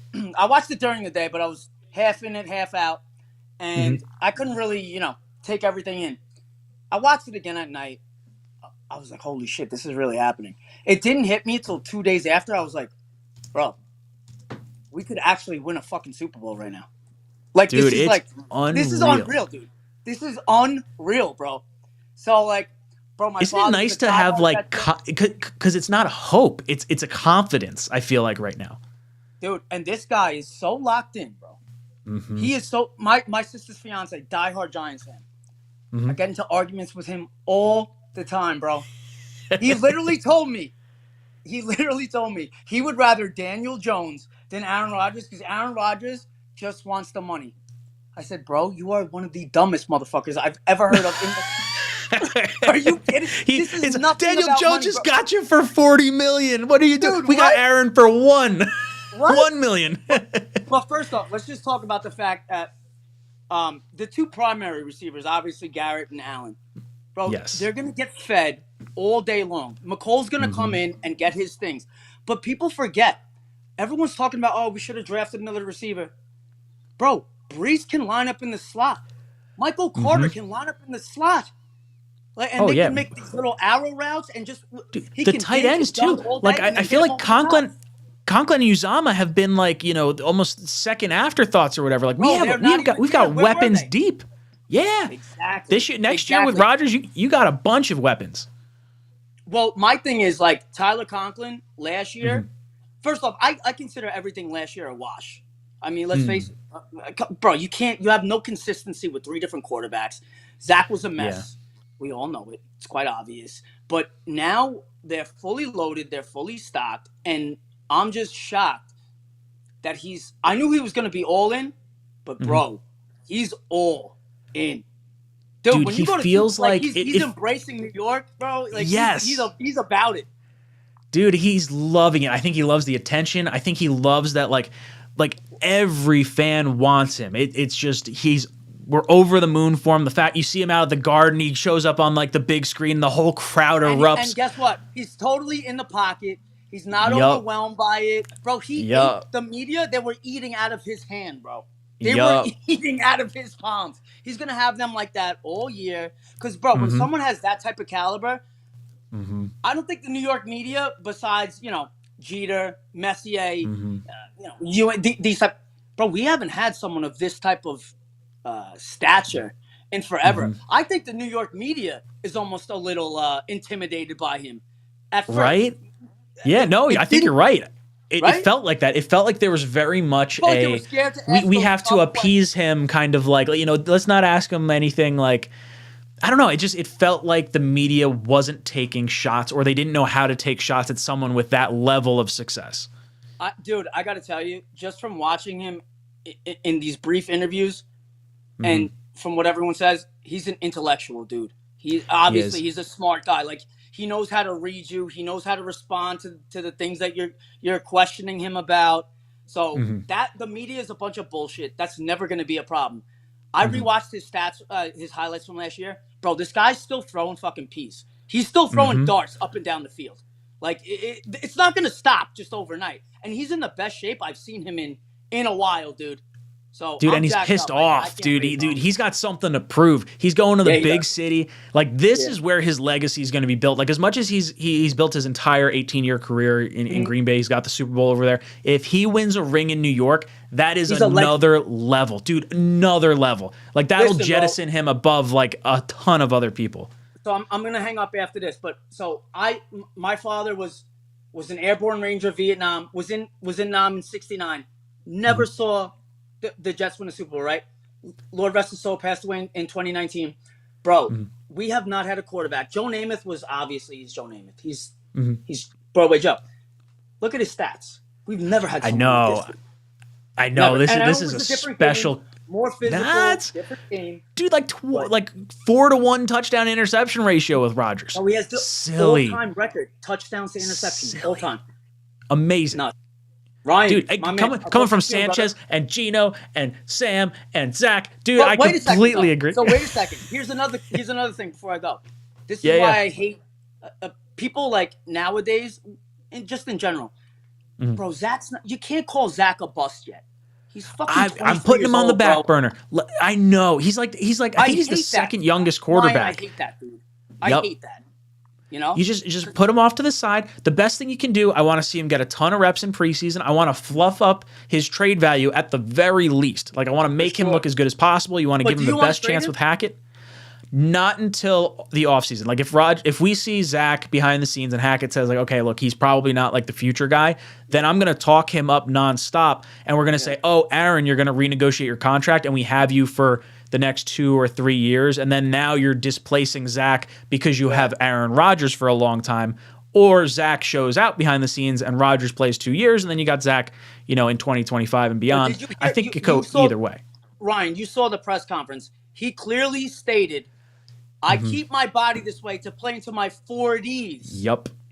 I think that's what's going to happen. He's playing 2 years, dude. He's playing. I think he's got at least 2 years. I think it could be more than that. That's what I'm saying. Like if Rodgers says, "Hey, I'm good for more than this," then the Jets will say, "Hey, we're not hurting Zach by him being bad or anything." It's like, no, he's stuck behind a Hall of Fame great quarterback, and that's why we're trading him. Who he admires, who he looks up to. Yes. It's simple. It's common sense.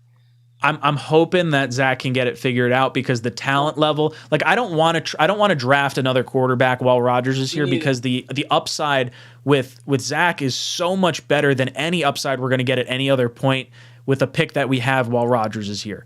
So I'd rather go all in. Dude, they throw from those same platforms. Like the short throw. The sidearm, the little flick. I think Aaron's going to teach him how to do that type of shit and how to read. Listen, if you see someone here, boom, quick, hit the hot. Don't even pick. Just go. So we'll see what happens, brother. I appreciate the call, though, man. Dude, I love it. Thank you so much, Jay Cons. You have been ejected from the cockpit. All right, I got Arizona Jet hopping on. Arizona, how you doing tonight, brother? Hey, how's it going, Ryan? Not too bad. Hanging in there. How you feeling about this draft class? I love it, man. Honestly, I think the Will McDonald pick is...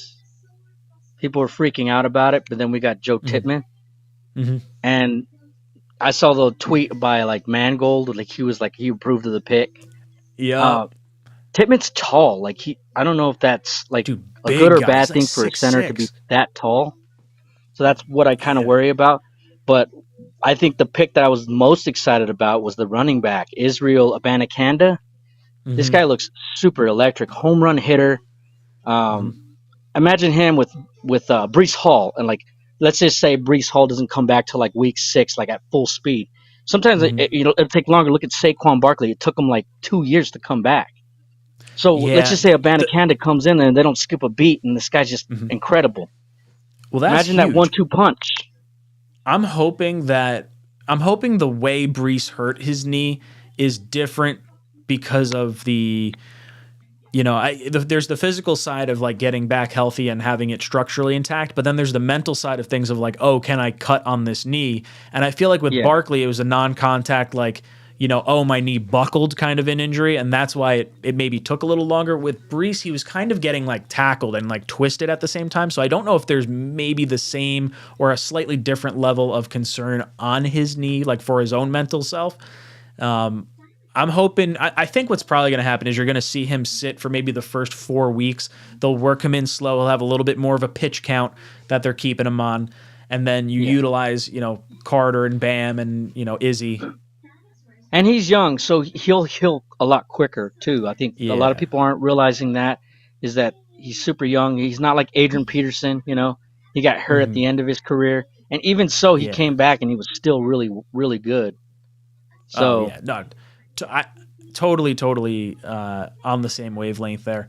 I think watching, the young backs, what are your feelings towards like the offensive line? Like we got Tippmann, but how do you see like the I actually like guys? Carter Warren. This guy looks like, he was like, I think he's 24 years old. He's like, he's been in college for like 3 or 4 years. He's been a starter. The only reason why he dropped was like the meniscus tear in the knee.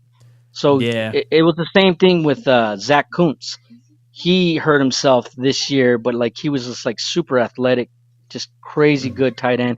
And for whatever reason, like Jets have not been able to get it right at wide receiver or tight end. I don't know if you feel that same way. This last couple years, if you look at Elijah Moore, you look at Denzel Mims. Finally, we hit it with Garrett Wilson, but it was like, I think what hurts us too is Zach Wilson. Like he kind of skews what could have been. Like you can't really assess what we had as weapons last year. That's what makes it so much harder. Like a lot of people are like, well, the Jets aren't even that good. Why would Aaron Rodgers go there?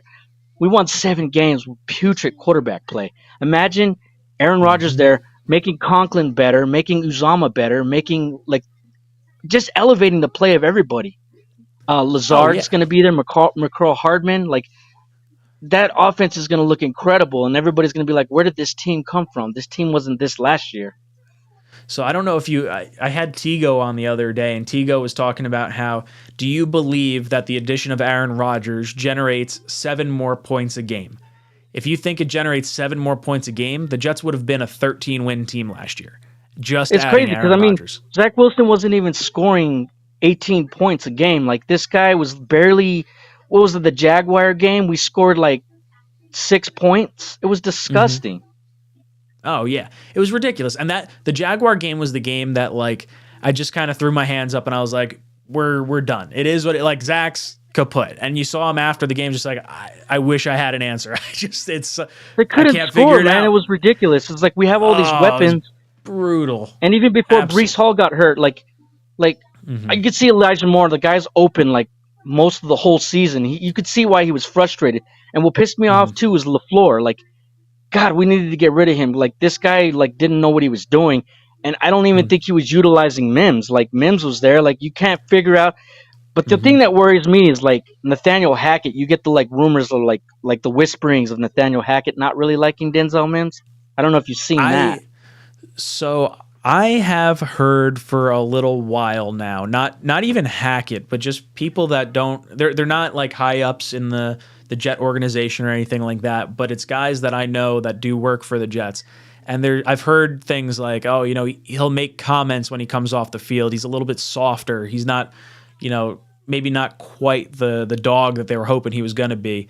And I hope that's not really the case, because I want to see him. I was super pumped on Mims when we drafted him, and I think the speed and the height and the quarterback play that we're going to get from Aaron Rodgers is so totally different than anything that Mims has had to go with. And I feel bad for the guy because he's been dealt a bad hand. You had Adam Gase as your rookie, head coach. Then you get sick with the food poisoning. One more thing, Ryan. I was super hyped on Elijah Moore. For them to trade him, the guy was such a diva. And AJ Brown, screw AJ Brown, screw Tyreek Hill, screw all these D-Hops and Dominican Sues, all these guys talking trash about the Jets. These guys aren't competitors. Colin Cowherd, he's this isn't even a playoff team with Aaron Rodgers. There's so many haters on the Jets right now, and we're gonna prove them wrong. We're gonna prove everybody wrong next year. Dude, I completely agree, Arizona Jet. You have been ejected from the cockpit. Dude, I completely agree. The Jets have been the butt of jokes for friggin' ever. My entire life, they've been the butt of the joke. So to finally have a quarterback that I think has the same level of angst or irritation about the national media and, we haven't been to the playoffs in a long time. And, some of that is pandering to the fans a little bit, but I think this guy gets it. He understands how to be a leader. And I think he is trying to lead by example, one for Zach and one for clearly, the Jets team for this year and everything that he can bring to the organization. He brings a legitimacy here. I really hope he can stay for a few seasons, because the longer he stays, the more it's going to rub off on the rest of this team. And especially if they wind up winning one. If they can get a chip, the amount of Jet friggin' fans that you'd wind up having, it's fun when the Jets are good. We see a bunch of people in the YouTube comments and the chats and everything like that, but you guys are the diehards. That's what it is.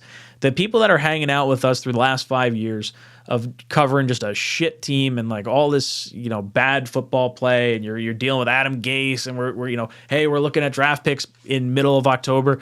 The fact that you guys hung around, just wait until we start getting good. When we start getting good, the fans come out of the woodworks. New York City is hopping. The last time the Jets were in the playoffs, 2009, 2010, it was one of the more fun times it was to be a Jet fan, because you got to see the Jet hat on the street, or a jersey. And for the last decade, I don't feel like I've had those opportunities to see those things, aside from going to a Jet event where you'd expect to see Jet fans. There wasn't people actually proud to be a Jets fan. And I feel like since Robert Saleh got here, and specifically more so with the last draft class with Sauce and Garrett and Brees and Jermaine, there's a swagger to this team that is putting the rest of the league on notice. And you could tell if you had average quarterback play last year, the Jets were a lethal team.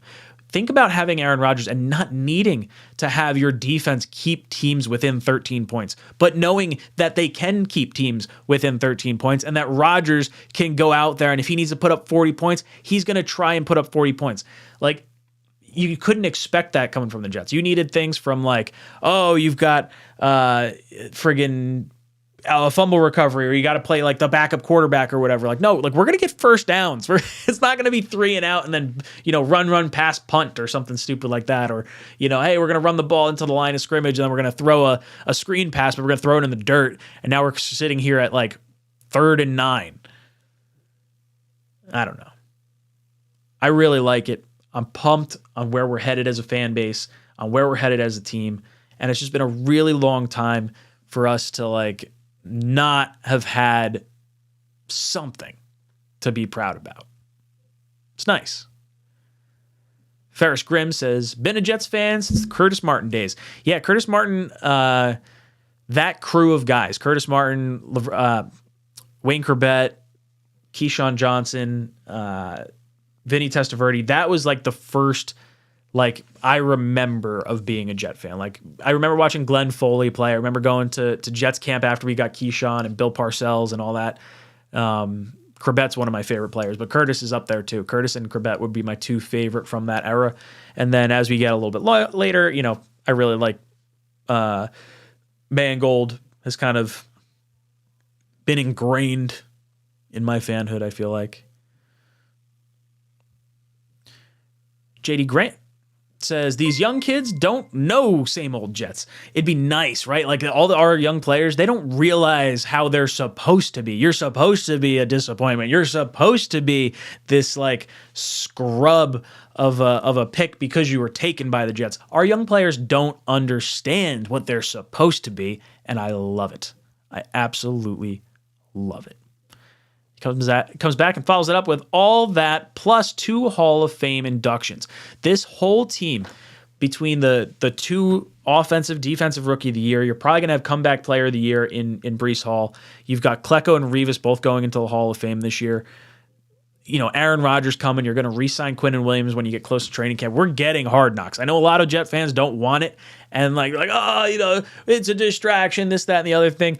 Look, as a guy that went to school for film and understanding a narrative and what it takes to maybe, do you think the Bears are a more attractive team? Do you think the Commanders are a more attractive team? There's like 4 teams that could have been picked and the Jets are one of them. The Jets are by far the most attractive team. So I think we're definitely going to get it. And you know what? Screw it. It's a distraction. Everything's a distraction in New York. The media's a distraction. Anything that happens. Someone farts the wrong way. You're like, oh man, I can't believe you did that. Didn't even say excuse me. Now we got it on the back page of the Post and you got Cowherd talking about it. I'm going off on tangents. Kayuka says, I remember sitting by my giant old wooden TV holding a Jets helmet while my dad yelled at Browning Nagel. My earliest Jet memories. My earliest Jet memory that I can really remember, my dad and I are sitting, it's the 1 in 15 year that the Jets go, and I think it was 1995, and we're sitting in the stands, and I was so cold, and my dad got me a hot chocolate, and I remember spilling the hot chocolate all over my jeans and just being a cold, miserable mess, and the Jets are losing. The one game they won, I believe, was on the road in Arizona that year, and like my dad and I sat through every friggin' terrible game, and it's just one of those memories that's always going to stick with me. Love it. Absolutely love it.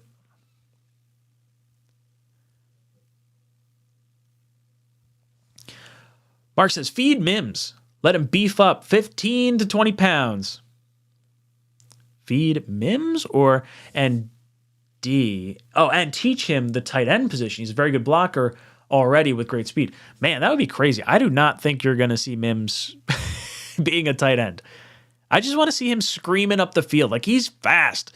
Go and use him on like a post or like fly routes. Just rip the ball downfield. Pitch and catch.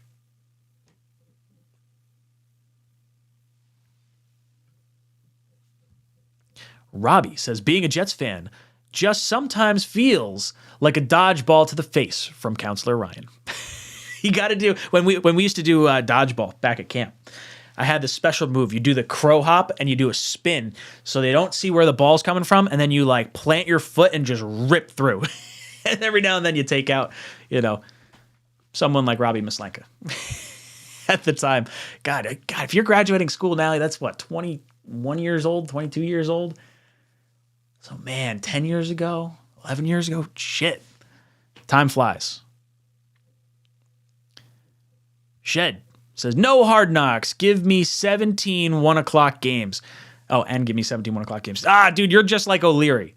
O'Leary likes the 1 o'clock games. I like the 1 o'clock games, don't get me wrong, but I really like the late games because I can watch the rest of the NFL without having to like make content and stuff. And then having the night game is just like all eyes on the Jets, and there's an aura about it. There's this level of expectation. Like I remember playing football in high school, and I wasn't like a big football player by any stretch of the imagination. I was a track athlete. But let's use that example. As a track athlete, there was something special about like a night meet where they flip on the overhead lights and you're underneath the the spotlight, and you're in a big let's call it a county meet or a state meet or something like that.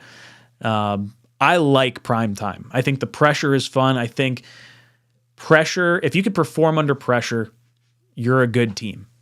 And I want the Jets to just get all of it. Is it a distraction? Sure.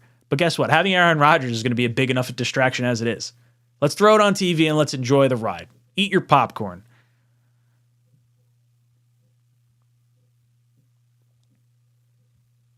Balls be hurting. Cow turd loves talking about farts. I realized that after I said farts and cow herd. I was like, oh, cow. Cows fart a lot. Oh, geez. Pedro says, my first game was the week after Favre destroyed his bicep, sleet and rain, and I believe we lost to Jay Cutler-led Bears. Shake my head. Dude, I remember going into the first Jet home game with Brett Favre after seeing Chad Pennington for the 8 or 9 years prior, and watching Favre throw a touchdown from like the 30-yard line, and it was just a rope. I've never seen a laser beam like that. And that was the first time I was like, oh, wow, we got something. And to watch him get hurt just sucked. That was so miserable. Oh, geez. Sam says, I love the One Jets Drive weekly films. Not interested in Hard Knocks. So that's the difference, right? Like, I have really enjoyed the One Jets Drive stuff, and I feel like I get my Hard Knocks light from that. The issue with me is that the One Jets Drive stuff is very, very pro Jets, very like it's a propaganda arm, which is cool. It's what it's supposed to be. It's supposed to get Jet fans hyped up, and you're all amped up and whatnot. But like Hard Knocks, there's another level of even further quality, and I think One Jets Drive is probably I don't know many of the other teams, team-based media things that are going on, but One Jets Drive stuff is so well done, and like it's the closest thing I've seen to Hard Knocks. So I would say that gives me the feel of Hard Knocks with the maybe insulation of not having to air out some of the dirty laundry, but at the same time, like I'll sit and watch some Hard Knocks. Because I'm sure One Jets Drive is probably going to do something similar. They probably just have to wait till after Hard Knocks drops. And we'll get the same thing, but just, maybe a little different. I love it. Ryan Jett says, no more than 3 primetime games. I think we'll absolutely get at least 3 primetime games. I think it's going to be closer to the max, though. So Matt was saying, Ryan, how many primetime games do you think we'll get? I'll go with 6. I think 6 is the most you can get. I'm going to say 5, and then we get flexed into 1. I think that's what winds up happening. What's up, Blitz Crew? He says, I don't want Hard Knocks because I want Aaron Rodgers and Zach to have the max quality private time. Yeah, I get that. I totally get that. There's so many personalities, though. I'm totally on board Hard Knocks. I don't care.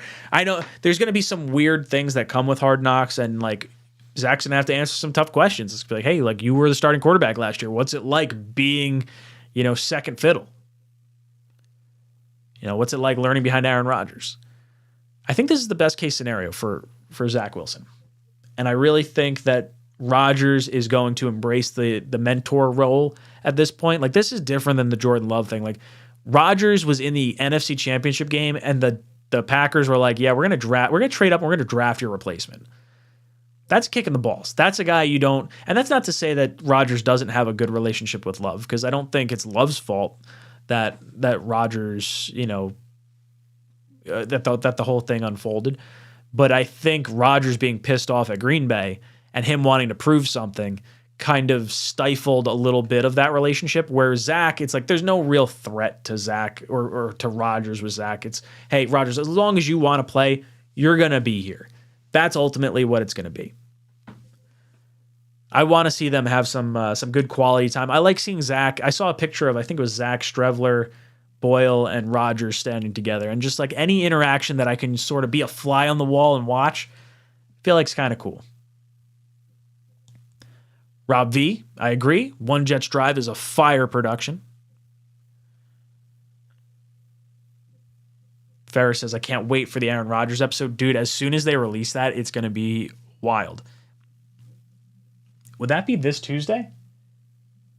Are they releasing it every Tuesday now? You got to think they're going to start talking about the draft picks and everything coming in here soon. Radimus Prime, I'm all in for Hard Knocks.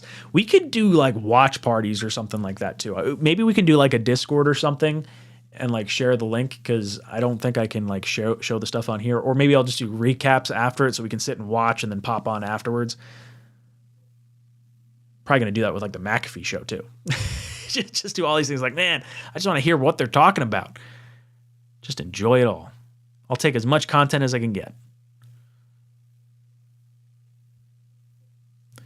Jay says, Rodgers looks like he's loving the New York, New Jersey area, going out to the locals, makes all the right moves. Rodgers is about to eat. This guy's bought in. We can absolutely feast this year. We're going to win a lot of games. It's going to be an exciting, exciting year for the New York Jets. And our friggin' fan base. We deserve this. We have been through the friggin' ringer. We just need one nice thing. Give me one nice thing. Boys and girls, it's been a lot of fun hanging out with you. I've hit that 10 o'clock point in the night. I'm going to sit back. I'm going to watch the third period. Hope the Rangers can come back. Not feeling super confident right now based on how things are going the first two periods. But guys, let me know your thoughts down below in the comment section. How are you feeling about this draft class? What'd you think about having Scott Mason from Play Like a Jet on here? Let me know in the comment section down below. And as always, go Jets. I think every single person in this locker room is a competitor at the highest level. So, yeah, when you feel as if your backs are against the wall, you never have to feel like you got to do it by yourself.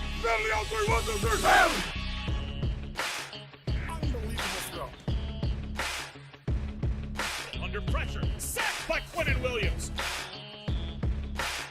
Right sideline, Uzomah's got it. You look to your left and your right, you got guys out there with you that our whole point is to help each other.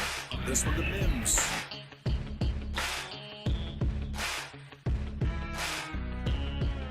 That's Corey Davis climbing the ladder. To be able to go out and lead these guys, just to know how hard these guys work and how important it is to them, and then you get that chance to lead them. Everything that happened that needed to happen for us, it almost felt like kind of like a sign, like get like a second chance almost. Gets extra pushes, running left. Maybe a little extra life breathing in the locker room. Touchdown Jets.